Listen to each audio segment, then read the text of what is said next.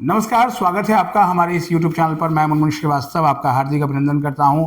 DU के school of open learning के छात्रों की परीक्षाएं अब होने वाली है, लेकिन परीक्षाओं से पहले जो है वो कई तरह की जो है वो notice school of open learning ने जारी किए हैं। एक नोटिस की बड़ी चर्चा है, इसमें कई सारी एडवाइजरीज हैं और उसमें एक क्लॉज डमी एडमिट कार्ड का जो है वो बताया गया है।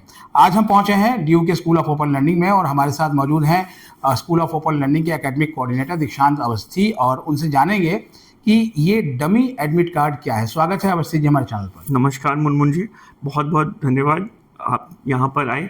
और मैं आपको ये बताना चाहूँ, सभी स्टूडेंट्स को ये बताना चाहूँगा कि जो आपके पास एडवाइजरीज आई हैं और एडवाइजरीज में एक डमी एडमिट कार्ड का पॉइंट रहा है।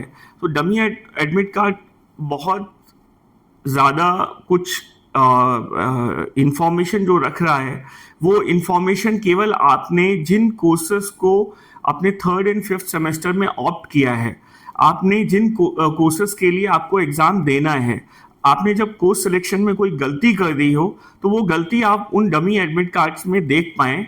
और आपको अगर लगता है कि आपका जो जिस प्रोग्राम में आप हैं और जिस कोर्स को होना चाहिए या जिस कोर्स की आप तैयारी कर रहे हैं वो वहाँ पर अगर नहीं है, तो उसको आप इंस्टीट्यूशन को रिपोर्ट करें और रिपोर्ट करने पर हम उसको करेक्ट कर देंगे। जो कि यह प्रक्रिया एग्जामिनेशन के मेन एडमिट कार्ड इशू होने से पहले हो जाए, यही हमारा इंटेंशन था। इसके लिए उसको डमी एडमिट कार्ड बोला गया है। इस डमी एडमिट कार्ड में हमारा डेट्स, एग्जामिनेशन डेट्स नहीं रहेंगी। एग्जामिनेशन सेंटर्स को भी आपको नहीं बताया जाएगा, जो कि आपके मेन एडमिट कार्ड में ही अवेलेबल रहेगा।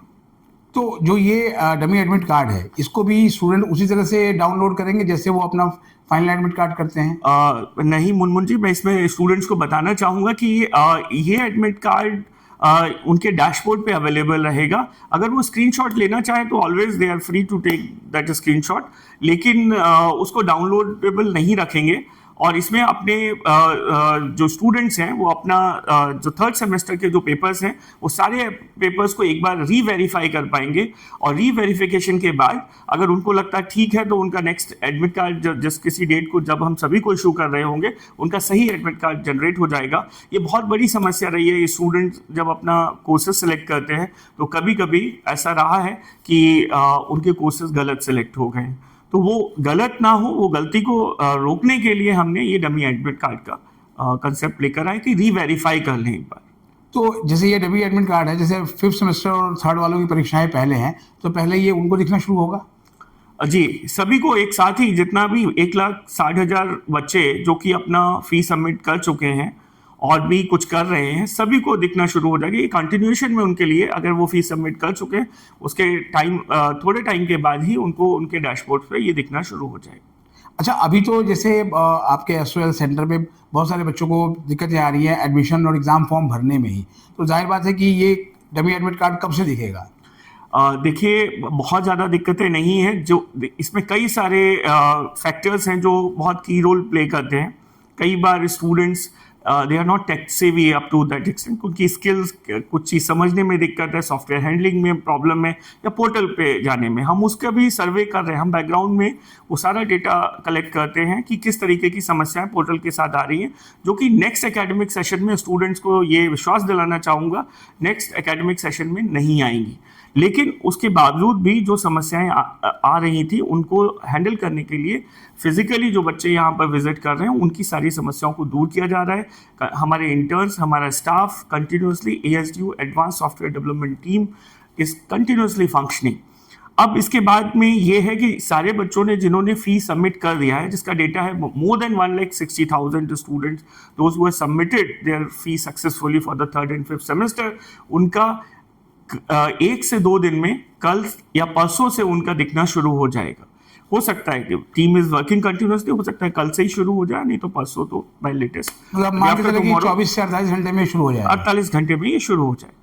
अच्छा, एक चीज़ और भी है, स्टूडेंट्स का ये कहना है कि मान लिया कि इसमें कहीं कोई कमी दिखती है, तो वो उसके लिए उसको एसओएल विजिट करना पड़ेगा, ये ऑनलाइन या कॉल सेंटर के जरिए भी ठीक हो जाएगा? ये बहुत अच्छा प्रश्न है मुनमुन जी, क्योंकि समस्या जब आप कहीं पर फाइंड आउट कर लेते हैं तो उसका रेक्टिफिकेशन कैसे होगा। तो सभी स्टूडेंट से मेरा अनुरोध रहेगा, आपके पास 2 डिफरेंट वेज आर देयर।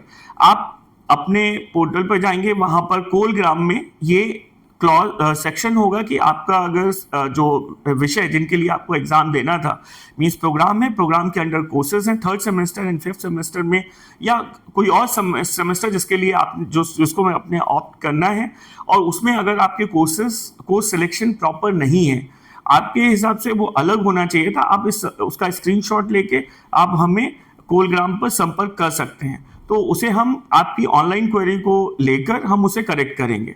दूसरा एक मेथड होता है कि अगर आप दिल्ली में हैं और आप आ सकते हैं, अगर सोल प्रीमाइस में आते हैं तो आप वहां पर भी अपना करेक्शन करा सकते हैं, बट इट इज एडवाइजेबल कि आप ऑनलाइन भेज दें तो हम बहुत आसानी से आपको एड्रेस कर पाएंगे।